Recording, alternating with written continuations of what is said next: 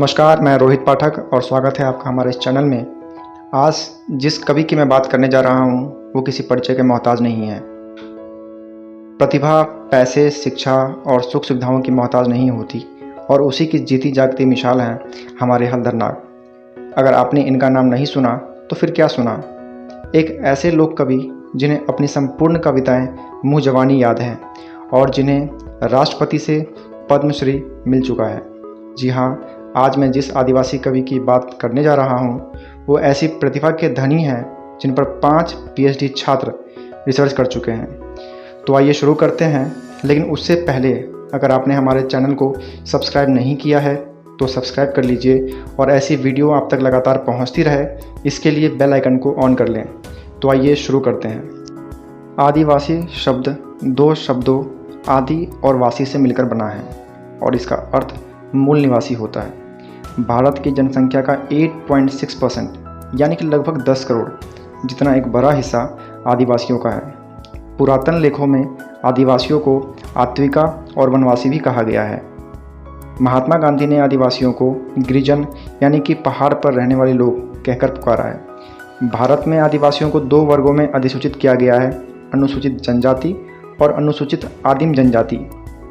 ये मूलतः प्रकृति पूजक हैं और वन, पर्वत, नदियों एवं सूर्य की आराधना करते हैं। कोसली भाषा में लिखने वाले 70 साल के कवि हलधर नाग ने 3री कक्षा तक भी पढ़ाई नहीं की, लेकिन PhD करने वाले 5 छात्रों ने उनकी कविताओं को अपने रिसर्च का विषय बनाया। उनको राष्ट्रपति प्रणब मुखर्जी द्वारा पद्मश्री सम्मान से भी नवाजा गया है। हलधर नाग को अपनी सभी कविताएं और 20 महाकाव्य कंठस्थ हैं जिन्हें उन्होंने लिखा है और अब संबलपुर यूनिवर्सिटी में उनके पाठ्यक्रम हलधर ग्रंथावली 2 को भी शामिल किया गया है।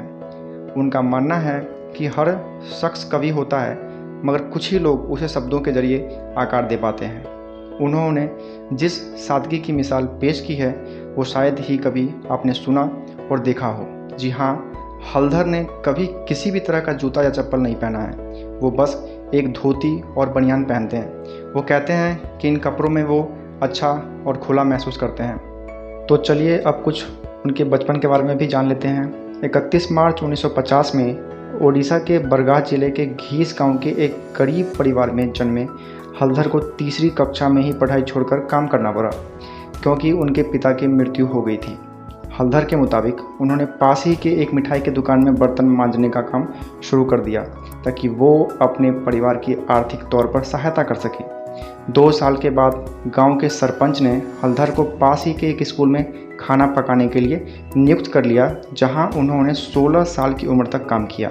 आगे हलधर बताते हैं कि इसी दौरान उनके इलाके में कई नई स्कूल खुले और उन्होंने बैंक से 1000 रुपये का लोन लेकर अपनी दुकान शुरू की, जहां उन्होंने स्टेशनरी और खाने पीने की चीज़ों को बेची।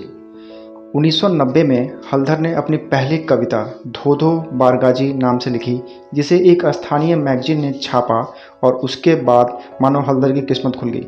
हलधर की सभी कविताओं को मैगजीन में जगह मिलती रही और वो आसपास के गांव से भी कविता सुनाने के लिए बुलाए जाने लगे। लोगों को हलधर की कविताएं इतनी पसंद आई कि वो उन्हें लोक कवि रत्न के नाम से बुलाने लगे। हलधर समाज, धर्म, मान्यताओं और बदलाव जैसे विषयों पर लिखते हैं। उनका कहना है कि कविता समाज के लोगों तक संदेश पहुंचाने का सबसे अच्छा तरीका है। तो आज की कहानी को सुनाने का मेरा सिर्फ इतना सा मकसद है कि हम अपनी असफलता के लिए किसी और को जिम्मेदार नहीं ठहरा सकते।